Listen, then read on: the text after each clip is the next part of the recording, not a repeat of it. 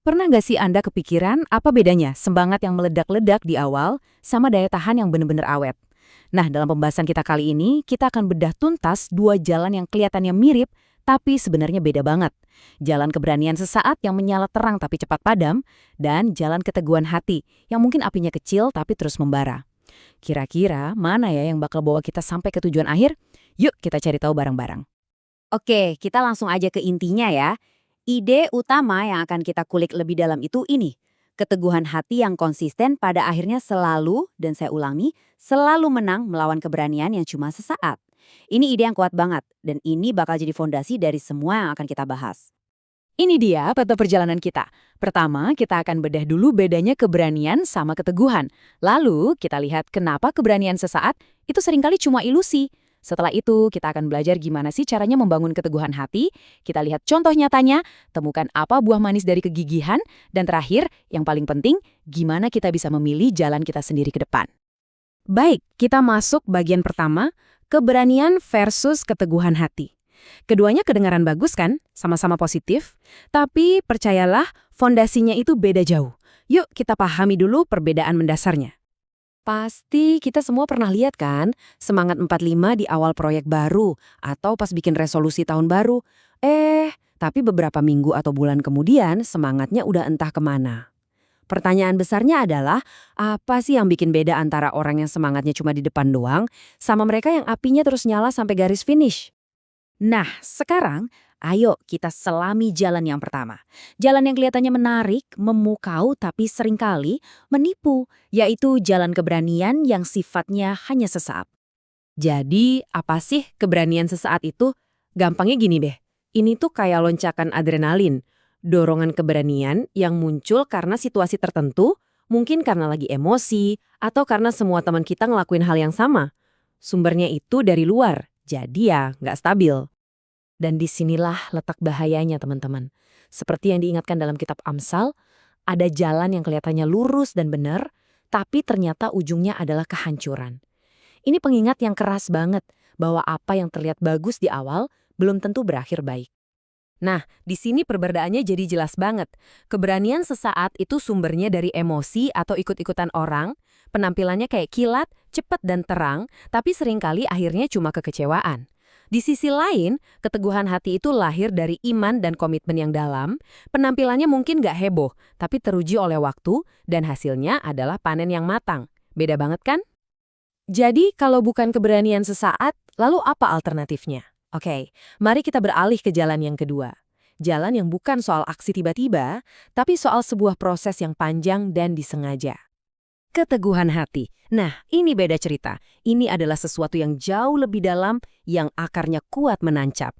Ini bukan sesuatu yang bisa kita panggil seenaknya. Ini adalah kualitas internal yang kita bangun, selapis demi selapis, melalui ujian dan waktu.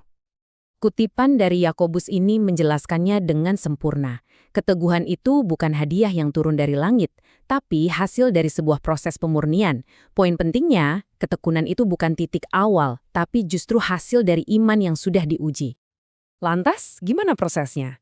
Ada 3 tahap kunci nih. Pertama, keteguhan itu lahir dari kesetiaan kita dalam hal-hal kecil, hal-hal sepele sehari-hari.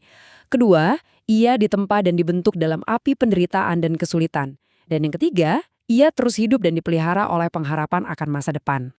Biar lebih kebayang, yuk kita lihat contoh nyata yang luar biasa kuat tentang apa itu keteguhan hati dalam sebuah kisah. Kisah Nuh. Coba deh bayangin, panggilannya adalah untuk percaya pada sesuatu yang gak masuk akal pada masanya. Tugasnya bukan cuma sehari atau seminggu, tapi puluhan tahun membangun kapal raksasa di tengah daratan. Lingkungannya penuh dengan ejekan dan cemoohan setiap hari. Motivasinya jelas bukan ledakan keberanian sesaat, tapi kesetiaan yang luar biasa konsisten, hari demi hari, tahun demi tahun. Dan ini dia kesimpulan pentingnya. Satu tindakan berani mungkin bisa masuk berita dan menarik perhatian semua orang untuk sesaat, tapi keteguhan hati yang setia, yang konsisten dalam jangka panjang, dampaknya jauh lebih besar. Ia bisa menyelamatkan generasi. Terus, apa sih ujung dari jalan yang sulit ini? Mari kita bicara tentang hasilnya, tentang buah manis dari kegigihan. Apa ganjarannya? Ada sebuah janji yang luar biasa di sini. Perhatikan ya, ayat ini tidak bilang jika kita akan menuai, tapi kapan. Artinya, panen itu adalah sebuah kepastian bagi mereka yang terus berjalan dan tidak menyerah. Kebijaksanaan kuno dari Tiongkok juga mengajarkan hal yang sama. Pepatah pertama, Shui Di Sichuan, secara indah menggambarkan gimana usaha kecil yang kelihatannya remeh, seperti tetesan air, kalau dilakukan terus-menerus bisa mengatasi rintangan yang paling keras sekalipun, seperti batu. Pepatah kedua, Xing Wen Zhi Yuan, memperkuat ide ini.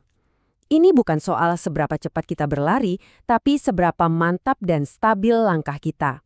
Justru konsistensi, bukan kecepatan, yang menjadi kunci untuk menempuh perjalanan yang jauh dalam hidup. Jadi, inilah prinsip yang bisa kita pegang erat-erat. Lupakan soal lompatan-lompatan besar yang cuma sesekali. Fokuslah pada irama yang konsisten. Langkah demi langkah, hari demi hari, itulah yang pada akhirnya akan membawa kita sampai ke tujuan. Oke, sekarang kita sampai di bagian yang paling penting. Gimana caranya membawa semua ini dari teori menjadi praktek dalam hidup kita? Gimana cara kita memilih dan memupuk jalan keteguhan hati ini? Ini saatnya kita sedikit merenung. Coba deh, tanyakan pada diri sendiri dengan jujur. Apakah semangat saya cuma menyala terang saat semua orang melihat dan bertepuk tangan? Atau apakah saya tetap setia pada komitmen saya, bahkan di saat sepi, saat tidak ada seorang pun yang memuji? Dan terakhir, ini dia 4 langkah praktis yang bisa langsung kita terapkan. Mulai dari yang kecil, setia dalam tugas-tugas harian. Saat sulit, jangan lari, tapi bertahanlah.